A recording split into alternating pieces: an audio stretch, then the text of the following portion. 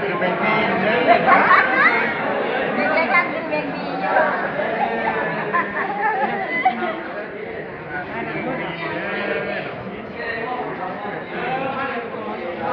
nhà chặt ta đó không lạc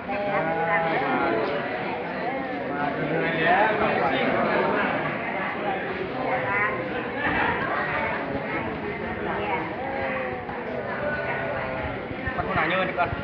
โอ้เยอะคนนู้นจริงๆตุยเลยไก่น้อยว่าแต่ว่า